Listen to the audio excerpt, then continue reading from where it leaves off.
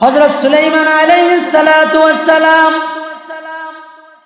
এই রানী বিলকিসের কাছে পত্র লিখে পাঠালেন, ও রানী বিলকিস, তুমি তো একজন অমুসলিম নারী, শাসন করতেছো। হযরত সুলাইমান আলাইহিস সালাতু ওয়াস সালাম তাকে ইসলামের দাওয়াত দিলেন। সে অনেক তদন্ত করার পর হযরত সুলাইমান আলাইহিস সালাতু ওয়াস সালামের কাছে আসলেন। আসার পরে হযরত সুলাইমান আলাইহিস সালাতু ওয়াস সালামের কাছে এসে বিলকিস রানী মুসলমান হয়ে তার সিংহাসন পুরাটা হযরত সুলাইমান আলাইহিস সালাতু ওয়াস সালামের হাতে হস্তান্তর করে দিয়েছে।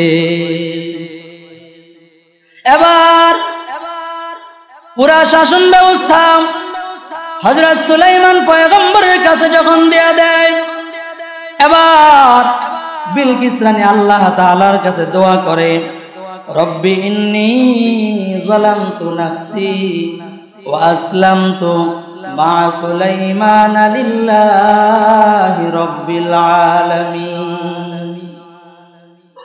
আল্লাহ তাআলার কাছে ডাক দিয়া বলতেছে, গো আল্লাহ, আমি আমার নফসের উপর জুলুম করেছি। কি করেছি? মুসলমান ভাইরা আমার, যারা এই কথাগুলো জানেন না, আগে এমনটা হয়েছে, তারা আজকের থেকে তার কথার থেকে আল্লাহ তাআলার কাছে ক্ষমা চাওয়া লাগবে। রানী বিলকিস বুঝে নাই, শাসন তার হাতের মধ্যে ছিল। যখন ইসলাম বুঝে গেল, ইসলামের আইন বুঝে গেল, হযরত সুলাইমান আলাইহিস সালাতু ওয়াস সালামের হাতে হাত দিয়া মুসলমান হয়ে যাওয়ার পর তার পুরা শাসন ব্যবস্থা পয়গম্বরের হাতে অর্পণ করে দিয়েছেন। শুধু অর্পণ করেই ক্ষান্ত হয় নাই, আল্লাহ তাআলাকে ডাক দিয়া বলে, রব্বি ইন্নী যালামতু নাফসি, আল্লাহ, আমি আমার নফসের উপর জুলুম করলাম। আয় আল্লাহ, আমি এখন আসলামতু মা সুলাইমান, আমি সুলাইমান এবং তার রবের প্রতি আত্মসমর্পণ করে নিলাম। আমি আপনাদেরকে 15টা শোনাবো। এর মধ্য থেকে সময় যতটুকু কুলায় 2-1টার ব্যাখ্যা করব, যেগুলো আমাদের জন্য, আমাদের মা বোনদের জন্য অত্যন্ত জরুরি বিষয়। খুব খেয়াল করে মা বোনেরা আজকে খুব খেয়াল করে শোনা দরকার। অমনোযোগ দিয়ে না, মনোযোগ দিয়ে সবাই শুনবেন। 1 নাম্বার, তাদের যে সমস্ত সংস্কারের মধ্যে 15টা বিষয়, এর মধ্যে 1 নাম্বার হলো সংসদে নারী প্রতিনিধিত্ব বৃদ্ধি করা। নারীদের প্রতিনিধি কি করা? বৃদ্ধি করা, 1 নাম্বার। 2 নম্বর, উচ্চ কক্ষে নারী প্রতিনিধি, উঁচা উঁচা যে সমস্ত জায়গা আছে ওই সমস্ত স্থানগুলোতে নারীদেরকে কি করা? ওখানে তাদের পদোন্নতি করা, তাদেরকে ওখানে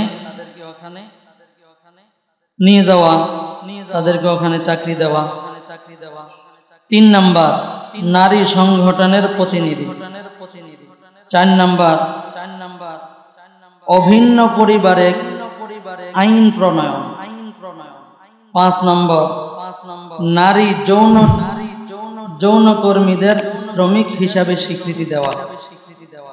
বাংলাদেশে বা বিভিন্ন দেশের মধ্যে যৌনকর্মী আছে না? অর্থাৎ ভালোভাবে বুঝবেন, মানে পতিতালয়, যারা পতিতালয়ে কাজ করে এদেরকে শ্রমিক হিসাবে কি করা? এটাকে বিল পাস করায় দেওয়া, যারা শ্রমিকের কাজ করতেছে। 6 নাম্বার, বিবাহিত জীবনে ধর্ষণের অপরাধ হিসাবে গণ্য করা। একজন স্বামী তার স্ত্রীর কাছে তার চাহিদা মেটাবে, এটা যদি স্ত্রীর মনের বিরুদ্ধে হয় সেটাকে ধর্ষণ হিসাবে গণ্য করতে হবে। আমাদের বিষয়গুলো এগুলোই, খুব খেয়াল করে শোনেন। ধর্মীয় আইনের সংস্কার, ধর্মীয় যে সমস্ত আইনগুলো আছে, ধর্মীয় আইন এগুলো সবগুলো কি আমার মনের সাথে মিলে না। যেটা আমার মনের সাথে মিলবে না এটা কি করবে? সংস্কার করে দেবে। 8 নারীর প্রতি বৈষম্য দূরীকরণ, নারীদের প্রতি বৈষম্য দূরীকরণ অর্থাৎ সমান অধিকার, নারী পুরুষ সমান অধিকার, এটা বৈষম্য। 9 নারী বিষয়ক স্থায়ী কমিশন গঠন। 10 নারী সংগঠনের প্রতিনিধিত্ব নিশ্চিতকরণ। 11 না ভোটের বিধান। 12 নারী সংস্থা ও শিক্ষা উন্নয়ন। নারী শ্রমিকদের অধিকার নিশ্চিতকরণ। নারীদের বিরুদ্ধে সহিংসতা প্রতিরোধ। 15 নম্বর নারী রাজনৈতিক অংশগ্রহণ বৃদ্ধি করা। এই হইল প্রস্তাবনাগুলো। এর মধ্যে আমাদের ইসলামের সাথে যে সমস্ত বিষয়গুলো সাংঘর্ষিক, এই সমস্ত কয়েকটা বিষয় অল্প সময়, যে নির্দিষ্ট সময় আছে, এই নির্দিষ্ট সময়ের মধ্যে ইসলামের সাথে সাংঘর্ষিক যে সমস্ত বিষয়গুলো আছে এর দুই একটা নিয়ে আলোচনা করব ইনশাআল্লাহ। এর মধ্যে একটা হলো নারীদের বৈষম্য দূরীকরণ। কি করণ? কথা বলেন না, বৈষম্য দূরীকরণ, নারীদের প্রতি বৈষম্য দূরীকরণ। আচ্ছা বলেন, একজন নারী আর একজন পুরুষ কখনো এক হইতে পারে? এক হইতে পারে। যেমন নারীদের শারীরিক দৈহিক শক্তি পুরুষের তুলনায় কম না বেশি? কম। একজন পুরুষ দৈনন্দিন যে সমস্ত কাজকর্ম করতে পারে, একজন নারী এই সমস্ত কাজকর্ম করতে পারবে? একজন পুরুষ সারাদিন রিক্সা চালাইতে পারে, একজন পুরুষ সারাদিন মাটি কাটতে পারে, একজন পুরুষ সারাদিন অন্যান্য কৃষি কাজ করতে পারে। আপনারা কি বলেন, প্রত্যেকটা মহিলা সারাদিন মাটি কাটতে পারবে? প্রত্যেকটা মহিলা রিক্সা চালানো সম্ভব? আপনি যদি বলেন সম্ভব, এই জায়গার মধ্যে আমার আরো একটা কথা আছে, সেটা হলো একজন পুরুষ আর একজন নারী আল্লাহ তাআলা তাদেরকে কিছু কাজ ভিন্ন করে দিয়েছে। তাদের কাজ কি? ভিন্ন। যেমন বৈবাহিক জীবনের পরে একজন স্বামী বিবাহ করলো, তার স্ত্রী বাচ্চা গর্ভে ধারণ করবে। কথা বলেন ঠিক না? ঠিক। বাচ্চা যখন গর্ভে ধারণ করে, এই মহিলাটা সে হাঁটা চলা, তারপরে কৃষি কাজ করা, মাটি কাটা, রিক্সা চালানো, সাংসারিক অন্যান্য যত বিষয় আছে, এই মহিলার জন্য এই কোম্পানিতে চাকরি করা, বিভিন্ন গার্মেন্টসে চাকরি করা, এই একজন প্রেগনেন্ট মহিলার জন্য এটা কি ভালো নাকি তার জন্যই খারাপ? একজন মহিলার জন্য তার জন্যই কষ্টকর। আল্লাহ তাআলা কি বললেন, যে নারীদেরকে আমি আল্লাহ তাআলা ঘরের রাজরানী বানাই দিয়েছি। ঘরের কি রানী বানাই দিয়েছে? রাজরানী বানাই দিয়েছেন। ওনারা ঘরের ভিতরে থাকবে, পর্দার ভিতরে থাকবে, ঘরে থাকবে। ঘরে থাকলে সব দিক থেকে নিরাপদ। স্বামীরা কষ্ট করে সবকিছু উপার্জন করবে, আর তারা ঘরের ভিতরে ভালো জায়গার মধ্যে ফ্যানের নিচে, এসির নিচে থেকে থেকে তারা কি করবে? সংসার গোছাবে, সন্তানাদিদেরকে লালন পালন করবে। আল্লাহ তাআলা বলেন তোমরা ঘরের মধ্যে, ঘরের ভিতরে থাকো। আর এখন কিছু কিছু মানুষ নারীদেরকে সমান অধিকারের নামে রাস্তায় নামায় দিয়ে, ওই সমস্ত বেককল মহিলাদেরকে রাস্তায় নামায় দিয়ে পুরুষরা ঘরে বসে বসে খায়। এটা সবাই না, কিছু কিছু মানুষ আছে না নাই?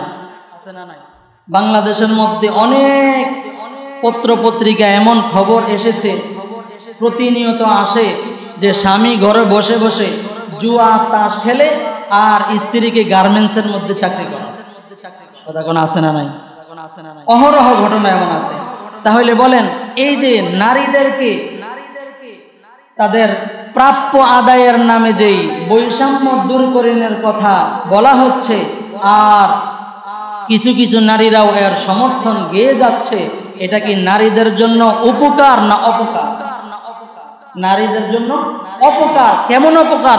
শুধু অপকার নয়, যেমন 1 নাম্বার আল্লাহ তাআলার হুকুম লঙ্ঘন। 1 নাম্বার আল্লাহ তাআলার হুকুম লঙ্ঘন। একজন মহিলা যখন বাচ্চা গর্ভে থাকে তার হাঁটা চলা, তার চাকরি বাকরি ইত্যাদি বাহিরের চলাফেরাটা তার জন্য নিরাপদ না অনিরাপদ? অনিরাপদ। যে সমস্ত নারীরা সমান অধিকারের নামে স্লোগান দিতে চায় তারা নিজেদের উপকারটাও নিজেরা বুঝে না। এই ধরনের বেকুফ আর বেকল তারা। কথা কোন ঠিক না? এটা আমাদের বোঝা কেন দরকার?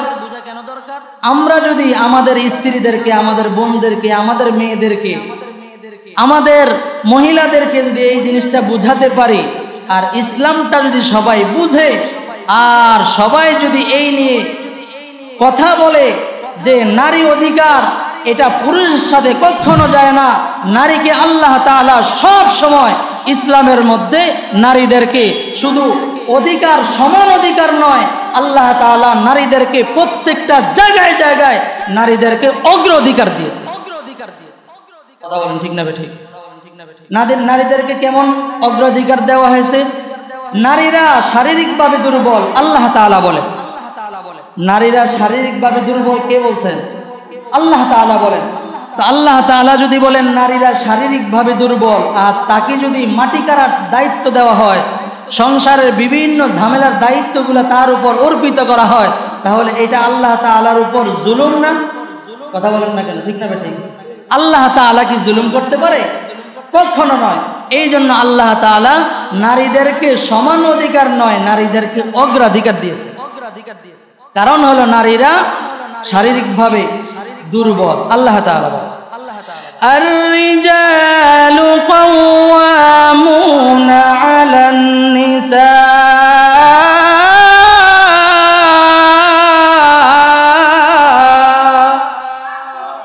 আল্লাহ তাআলা বলেন পুরুষদের তুলনায় নারীরা হলো দুর্বল, নারীদের তুলনায় পুরুষরা হলো সবল। সবলদেরকে আল্লাহ তাআলা বাহিরের কাজকর্মের জন্য দিয়েছেন, আর আল্লাহ পাক রব্বুল আলামিন নারীদেরকে ঘরের রাজরানী হিসাবে বানায় দিয়েছেন। জোরে সুবহানাল্লাহ। আল্লাহ তাআলা বলেন নারীরা তোমরা কোথায় থাকবে?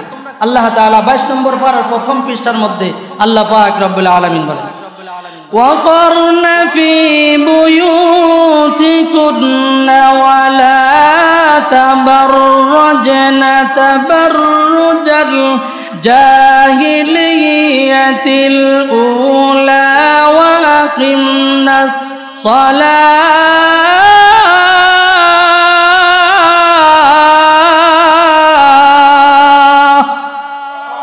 আল্লাহ তাআলা বলেন নারীদের জন্য তাদের সবচাইতে উত্তম এবং নিরাপদ জায়গা হলো ঘর। ও নারীরা তোমরা ঘরে থাকো, ওয়াকরনা ফি বুয়ুতিকুন্না, তোমাদের ঘরের মধ্যে তোমরা থাকো, এটা তোমাদের জন্য নিরাপদ স্থান। কথা কোন ঠিক না বেঠিক? কার কথা? আল্লাহ তাআলার কথা। এখন যদি কেহ বলে যে নারীর সমান অধিকার লাগবে, তাহলে পুরুষের সাথে তার মাটি কাটা লাগবে। কথা কোন ঠিক না বেঠিক? একজন পুরুষ সে রিক্সা চালায়, সে অন্যান্য বিভিন্ন ধরনের কাজ করে, সারা দিন মাটিতে কাজ করে, রোদ্রে পড়ে সারা দিন কষ্ট করে। একজন মহিলা যদি সমান অধিকারের নামে সমান অধিকার চায়, তাহলে পুরুষের মতো তাকেও রাস্তায় নামতে হবে। কথা কোন ঠিক না বেঠিক? এটা কি মহিলাদের জন্য সমান অধিকার হলো, নাকি মহিলাদের জন্য এটা ক্ষতির কারণ হলো? একজন মহিলা যখন বাচ্চা গর্ভে ধারণ করবে, এই মহিলাটা কিভাবে সে রাস্তায় যাবে? তার জন্য কিভাবে তার জন্য নিরাপদ? প্রত্যেকটা মহিলা আল্লাহ তাআলার পক্ষ থেকে প্রতি মাসে একটা অসুস্থতা আল্লাহ তাআলা দিয়েছেন। এই অসুস্থতার সময় এই মহিলা যদি সমান অধিকার চায়, এই মহিলাটা রাস্তায় কিভাবে চলবে, কিভাবে কাজ করবে, কিভাবে তার সাংসারিক দায়িত্বগুলো পালন করবে, কিভাবে করবে? এই জন্য মহিলারা কখনো সমান অধিকার চাইতে পারে না। মহিলাদেরকে আল্লাহ তাআলা সর্বসময় অগ্রাধিকার দান করেছে। আপনারা জানেন একজন পুরুষ বালেগ হওয়ার পর থেকে মৃত্যু পর্যন্ত তার মুমূর্ষু অবস্থায় অজ্ঞান হয় নাই, তার জ্ঞান এখনো আছে। এই সময়ও একজন পুরুষের উপর যদি নামাজের সময় হয়ে যায়, ওই পুরুষের উপর, ওই লোকের উপর নামাজটা ফরজ। কথা কোন ঠিক না বেঠিক? যদি তার জ্ঞান থাকে, সে যদি অজ্ঞান না হয়। কিন্তু একজন মহিলাকে আল্লাহ তাআলা প্রত্যেকটা মাসে 7 দিন থেকে 10 দিন পর্যন্ত আল্লাহ তাআলা নামাজটা পর্যন্ত মাফ করে দিয়েছেন। তাইলে আপনাদের কাছে প্রশ্ন, একজন মহিলাকে আল্লাহ তাআলা সমান অধিকার দিয়েছেন না অগ্রাধিকার দিয়েছেন? অগ্রাধিকার দিয়েছেন, কিন্তু মহিলারা এটা বুঝতে চায় না। আল্লাহ তাআলা বুঝ দান করেন, বলে না। আরেকটা বিবাহিত জীবনে ধর্ষণকে অপরাধ হিসাবে গণ্য করা। একজন স্বামীকে তার স্ত্রীর যখন তার চাহিদা মিটানোর জায়েজ সুরত ইসলাম দিয়ে দিয়েছে, কিন্তু এটা তারা মানবে না, এটা তারা মানতে রাজি না। যখন মহিলার ইচ্ছার বাহিরে যখন স্বামী তার চাহিদা পূরণ করতে চাইবে, তখন এটাকে ধর্ষণ বলে গণ্য করতে, এটা তাদের আইন পাশ করা। কত বড় জঘন্য! কিন্তু ওই দিক দিয়ে যে সমস্ত বৈবাহিক সম্পর্ক নাই, প্রেমিক প্রেমিকা বা অবৈধ সম্পর্ক যাদের সাথে, পরকীয়ার সম্পর্ক যাদের সাথে, স্বামীর সাথে তার চাহিদা মিটানোর এই জায়গার মধ্যে আসলে এটাকে ধর্ষণ হিসাবে গণ্য করবে। আর ওই জায়গার মধ্যে যখন তাদের মিল হয়ে এই কাজ করবে, ওইটাকে ধর্ষণ বলবে না। কত বড় জঘন্য, কত ইসলাম বিদ্বেষী, ঈমান বিদ্বেষী, মুসলমান বিদ্বেষী এমন অবস্থান তৈরি করতে। আল্লাহ তাআলা আমাদেরকে বুঝ দান করেন, বলে না আমিন। আরেকটা হলো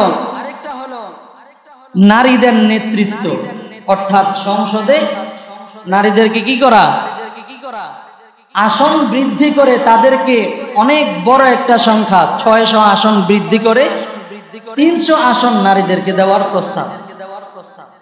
এই জায়গার মধ্যে আল্লাহর রাসূল সাল্লাল্লাহু আলাইহি ওয়াসাল্লাম দেখেন, এই জায়গার মধ্যে প্রথমে ইসলামের মধ্যে আছে নারী নেতৃত্ব হারাম। নারী নেতৃত্ব কি? কথা বলেন না, নারী নেতৃত্ব কি? হারাম। বর্তমানে এই সমস্ত কথা শোনা বলা খুবই জরুরি। নারী নেতৃত্ব ইসলামে কথা কয় না, নারী নেতৃত্ব ইসলামে কি? হারাম।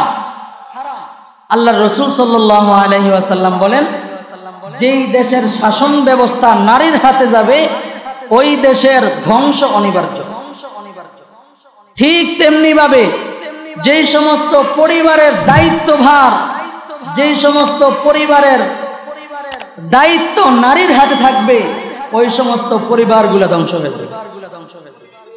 কথা কম ঠিক না ঠিক? সুতরাং নারীদেরকে আল্লাহ তাআলা অগ্রাধিকার দিয়েছেন, আদরের পাত্র বানিয়েছেন, তাদেরকে এত উচ্চ মর্যাদা দিয়েছেন। কিন্তু যেই কোনো মর্যাদা তারা চায়, এটা মর্যাদা নয়, মর্যাদার নামে তাদের মর্যাদাকে ক্ষুণ্ণ করা। কথা কম ঠিক না? এর মধ্যে যেটা বলতেছিলাম সেটা হলো নারীদেরকে সংসদে নেওয়া। এখানে আরেকটা প্রশ্ন আসতে পারে যে নারী নেতৃত্ব তো আমাদের দুই দলের দোনো দলে তো নারী, এখন আমরা কই মানি? একটা হলো, এটা হলো আলাদা সাবজেক্ট, না মানা না মানা সেটা হলো আলাদা সাবজেক্ট। ওই বিষয়ে আমি আজকে বলতেছি না, সুযোগ হলে ইনশাল্লাহ বলবো, যদি সুযোগ চলে আসে ইনশাল্লাহ। দোয়া করেন আল্লাহ তাআলা বলার তৌফিক দান করেন, বলে না আমি। এই কথাগুলো বলাও হয় না, শোনাও হয় না। কথা কোন ঠিক না ঠিক? তো নারী নেতৃত্ব এটা কি জায়েজ না হারাম? কথা বলেন। নারী নেতৃত্ব হারাম, এটা পরিবারে হোক, সমাজে হোক, রাষ্ট্রীয়ভাবে হোক, যেই সমস্ত জায়গায় নারীদের নেতৃত্ব থাকবে, ওই জায়গার মধ্যে সেটা হারাম হবে এবং আল্লাহ তাআলার লানত ওই সমস্ত পরিবারে, ওই সমস্ত সমাজে, ওই সমস্ত রাষ্ট্রের মধ্যে পড়বে। আমার কথা না, আল্লাহর রাসূল সাল্লাল্লাহু আলাইহি ওয়াসাল্লামের হাদিস থেকে বর্ণিত আছে। এই জায়গার মধ্যে নারী নেতৃত্বের সম্পর্কে একটা ইতিহাসের দোহাই দেওয়া হয়। সেটা হলো হযরত সুলাইমান আলাইহিস সালাতু ওয়াস সালামের জামানায় একজন রানী ছিল, তার নাম ছিল বিলকিস। অনেক সম্পদশালী, অনেক অর্থের মালিক, অনেক পাওয়ারফুল। অর্থ যাদের থাকে তাদের পাওয়ার বেশি থাকে। অর্থ যাদের, যে সমস্ত রাষ্ট্রের অর্থ বেশি তাদের পাওয়ার বেশি না? অর্থের কারণে তার অনেক পাওয়ার ছিল, অনেক অর্থের মালিক ছিল। হযরত সুলাইমান আলাইহিস সালাতু ওয়াস সালাম রানী বিলকিসের কাছে হযরত সুলাইমান আলাইহিস সালাতু ওয়াস সালাম চিঠি লিখে পাঠাইলেন। এটা দিয়ে দলিল দেয়, কিছু কিছু মানুষ এটা দিয়ে দলিল দেয় যে রানী বিলকিস সে তো একজন মহিলা ছিল, সে তো শাসন ব্যবস্থা কায়েম করেছিল। এবার শুনেন মূল কথাটা কি। হযরত সুলাইমান আলাইহিস সালাতু ওয়াস সালাম এই রানী বিলকিসের কাছে পত্র লিখে পাঠালেন, ও রানী বিলকিস, তুমি তো একজন অমুসলিম নারী, শাসন করতেছ। হযরত সুলাইমান আলাইহিস সালাতু ওয়াস সালাম তাকে ইসলামের দাওয়াত দিলেন। সে অনেক তদন্ত করার পর হযরত সুলাইমান আলাইহিস সালাতু ওয়াস সালামের কাছে আসলেন। আসার পরে হযরত সুলাইমান আলাইহিস সালাতু ওয়াস সালামের কাছে এসে বিলকিস রানী মুসলমান হয়ে তার সিংহাসন পুরাটা হযরত সুলাইমান আলাইহিস সালাতু ওয়াস সালামের হাতে হস্তান্তর করে দিয়েছে। এবার পুরা শাসন ব্যবস্থা হযরত সুলাইমান পয়গম্বরের কাছে যখন দেয়া দেয়, এবার বিলকিস রানী আল্লাহ তাআলার কাছে দোয়া করে, রব্বি ইন্নী যালামতু নাফসি ওয়া আসলামতু মা সুলাইমান লিল্লাহি রাব্বিল আলামিন। আল্লাহ তাআলার কাছে ডাক দিয়া বলতেছে, গো আল্লাহ, আমি আমার নফসের উপর জুলুম করেছি। কি করেছি? মুসলমান ভাইরা আমার, যারা এই কথাগুলো জানেন না, আগে এমনটা হয়েছে, তারা আজকের থেকে তার কথার থেকে আল্লাহ তাআলার কাছে ক্ষমা চাওয়া লাগবে। রানী বিলকিস বুঝে নাই শাসন তার হাতের মধ্যে ছিল। যখন ইসলাম বুঝে গেল, ইসলামের আইন বুঝে গেল, হযরত সুলাইমান আলাইহিস সালাতু ওয়াস সালামের হাতে হাত দিয়া মুসলমান হয়ে যাওয়ার পর তার পুরা শাসন ব্যবস্থা পয়গম্বরের হাতে অর্পণ করে দিয়েছেন।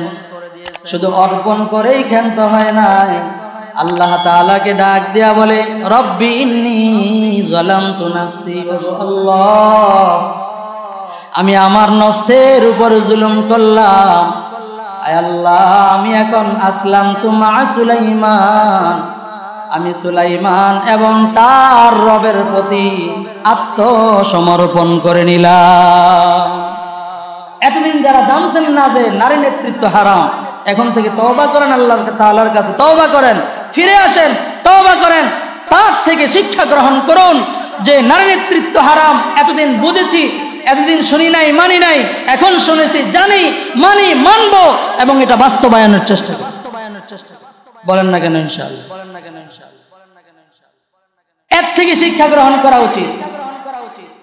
মুসলমান ভাইরা আমার, শুধু তাই নয়, আল্লাহর পয়গম্বর সরওয়ারে দু আলম নবী যখন নাকি তার হাতের মধ্যে ইসলামের পুরো অবস্থানটা তৈরি হয়ে গেল, মদিনার প্রধানমন্ত্রী আল্লাহর পয়গম্বর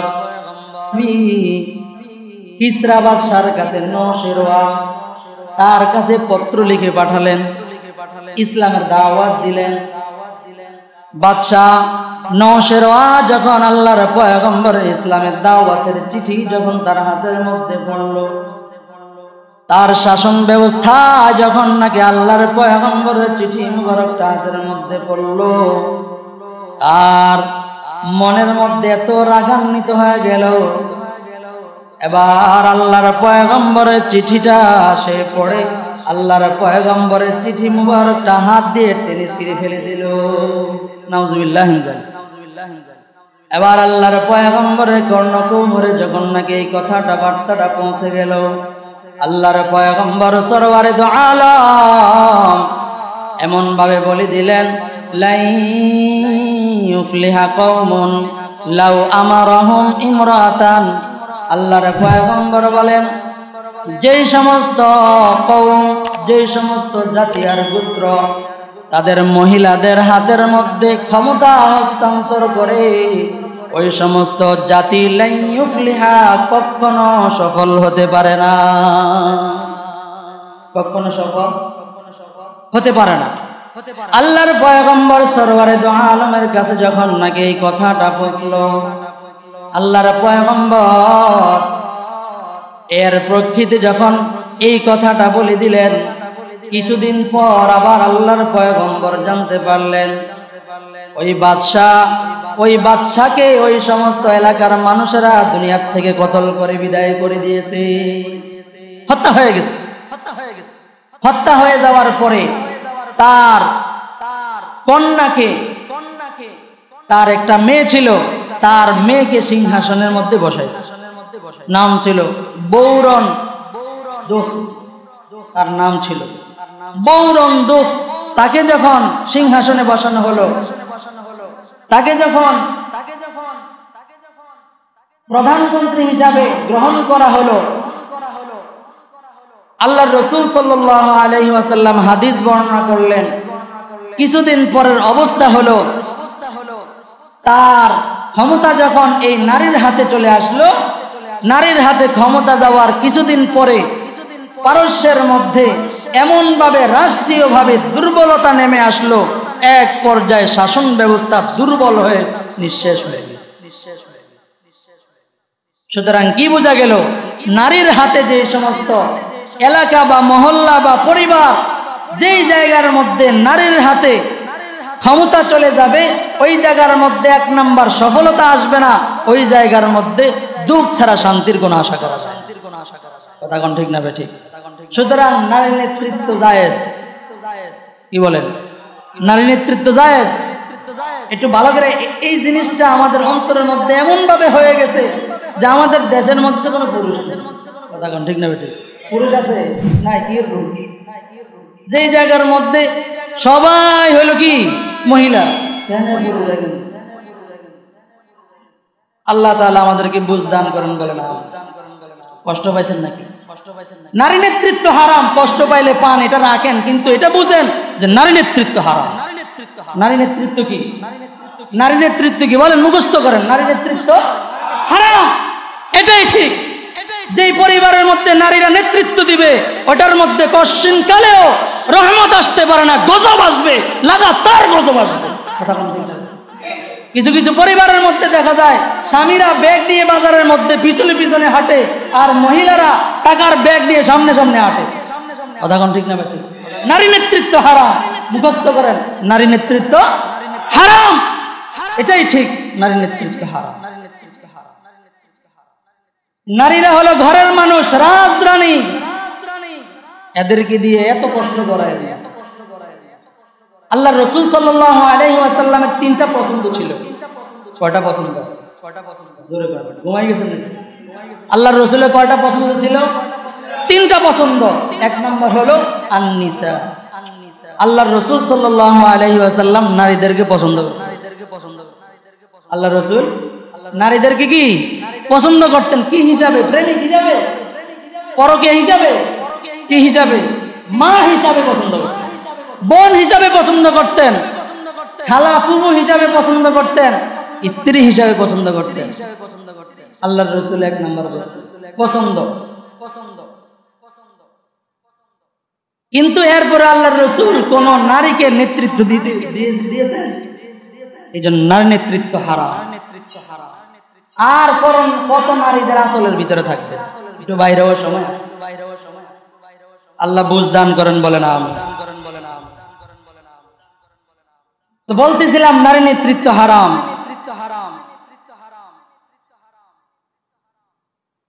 সময় হয়ে গেছে, আর সামনে বলা যাবে না। এমন ভাবে 15টা শোনাইলাম, 15টা। এগুলোর অনেকগুলো ইসলামের সাথে সাংঘর্ষিক। সংক্ষেপে আরেকটা শোনাই দেই, সেটা হলো দুনিয়ার জমিনের মধ্যে আমাদেরকে পাঠিয়েছেন কে? জোরে কর না, কে? রিজিক দেন কে? সমস্ত কিছু দেশের মধ্যে, জমিনের মধ্যে বাস্তবায়ন হবে কার? আল্লাহ, আল্লাহর রাসূলের। আল্লাহ তাআলা এটাই বলেন, ইন্নাল হুকমা লিল্লাহ। ক্ষমতা, হুকুম একমাত্র কার? আল্লাহ হবে।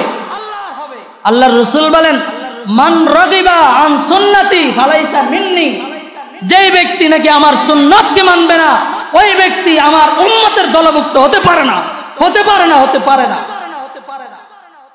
তাহলে জমিনের মধ্যে থাকতে হলে, উম্মত দাবি করতে হলে আল্লাহর রাসূলের সুন্নাত মানতে হবে। নারী নেতৃত্ব হারাম, নারীদেরকে ক্ষমতায় বসানো যাবে। বলে কি করবেন?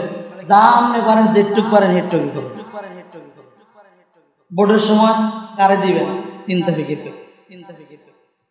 আপনার সমর্থন যদি হারামের প্রতি যায়, যত কার্যক্রম আছে সবগুলো হারামের প্রতি চলে যায়। এই বিষয়গুলো আলোচনা হয় না। হুজুররা এদের কষ্ট চিন্তা করে যে চাকরিতে যাবো, এগুলো বলাই হয় না। আল্লাহ তাআলা বুঝ দান করেন, বলে না আমি। গতকালকেও গত পরশুদিন মনে হয় এক মাহফিলের মধ্যে এক বক্তা বয়ান করতেছে, মাঝখান দিয়ে তার সাথে এমন আচরণ করা হয়েছে, বয়ান ছেড়ে দিয়ে উঠে চলে গেছে। ইসলামের কথা মানুষ এটাকে এমন সিস্টেমে নিয়ে গেছে এখন যে ইসলামের কথাটাকে ইসলাম যেমন ভাবে বলে তেমন ভাবে আমরা শুনতে রাজি না। বলতেছিলাম হলো আরেকটা কথা সংক্ষেপে বলে দিই, সেটা হলো আল্লাহ তাআলা নারী পুরুষদের মধ্যে কিছু বন্টন নীতিমালা তৈরি করেছেন। আমি আপনাদের সামনে যে আয়াতে কারিমা খুতবায় তেলাওয়াত করেছি সেটা, যেমন একজন বাবার 5 জন সন্তান আছে, 2 জন মেয়ে, 3 জন ছেলে। আল্লাহ তাআলা একটা বন্টন আছে, একটা বন্টন হলো আল্লাহর, কার? আরেকটা বন্টন হলো মা বাবা। কথা কোন ঠিক না? আপনি বাবা, আপনার সন্তানের জন্য আপনার একটা বন্টন আলাদা। একজন বাবা যখন তার সন্তানের মধ্যে তার সম্পদ বন্টন করে, মেয়ে নাই ছেলে নাই, সবার জন্য সমানভাবে সম্পদ বন্টন করতে হবে, সমানভাবে। আপনি যদি বন্টন করেন তাহলে একজন বাবা সন্তানের জন্য, চাই পুরুষ হোক, মেয়ে হোক আর ছেলে হোক, সন্তানের জন্য যদি কোনো বাবা সম্পদ বন্টন করে, সমান নাকি কম বেশি? সমান। বাবার কাছে তার বন্টন হলো সমান। কিন্তু আল্লাহ তাআলার রীতি অনুযায়ী বাবা মরে যাওয়ার পরে আল্লাহ তাআলা একটা বন্টন করেছেন। ওই জায়গার মধ্যে মেয়ে পাবে অর্ধেক, ছেলে পাবে ডাবল। এই জিনিস নিয়ে আরেকটা, এই যে নারী সংস্কারক, এটার মধ্যে আরেকটা বইটা এদের কথা, যে এই যে বৈষম্য, ছেলে মেয়ে দুজনেই তো বাবার সন্তান, এদের যুক্তি দুইটাই যেহেতু বাবার সন্তান, ছেলেও বাবার মেয়েও কার? বাবার। যদি ছেলেও বাবার হয় মেয়েও বাবার হয়, তো এই জায়গার মধ্যে ছেলে পাবে ডাবল, মেয়ে পাবে অর্ধেক। কেন এটা বৈষম্য? কিছু কিছু বিষয় আছে মাথার মধ্যে যদি গিলু না থাকে মানুষ এটা বোঝে। কথা কোন ঠিক না? ঠিক। আল্লাহ তাআলা প্রত্যেকটা জায়গার মধ্যে মহিলাদেরকে অগ্র, পুরুষদের মানে অধিক দান করেছেন। এই জায়গার মধ্যে কিভাবে বেশি দান করেছেন? যেমন দেখেন, একজন ছেলে সে বালেগ হওয়ার পর থেকে বিবাহ শাদী মরণ পর্যন্ত তার ভরণ পোষণের দায়িত্ব বাবার নয়, ছেলের নিজের। এটা হলো আল্লাহ তাআলার বন্টন। কিন্তু প্রত্যেকটা বাবা একটা পর্যায়ে যাওয়া পর্যন্ত কি করে? তার ভরণ পোষণ, পড়ালেখা সবকিছু করা, এটার কোনো অসুবিধা নেই। কিন্তু আল্লাহ তাআলার বন্টনটা কি? বালেগ হয়ে যাওয়ার পর থেকে তার দায়িত্ব তার নিজের। কিন্তু একটা মেয়ের ব্যাপারে দেখেন, কোনো বালেগ সাবালেগ নাবালেগ নাই। একটা মেয়েকে তার স্বামীর হাতে উঠায় দেওয়া পর্যন্ত এই মেয়ের যা কিছু খরচ লাগে এভরিথিং খরচের দায়িত্ব দিয়েছেন তার নিজের হাতে না বাবার হাতে? এবার বলেন, সন্তানকে, ছেলেটাকে আল্লাহ তাআলা মাহরুম করলেন আর মেয়েটাকে অগ্রাধিকার দিলেন। আর তোমার মতো ব্যাককল তো বুঝে না, আর বলতেছে কি এটা বলে সমান অধিকার না, এটা ঠগাইছে। নাউজুবিল্লাহ বলবেন না? এই জায়গার মধ্যে আল্লাহ তাআলার কোরআনে কারীম কি বলে? বলেন, ইউসিকুমুল্লাহু ফি আওলাদিকুম লিয-যাকারি মিথলু হাযযিল উনসায়াইন।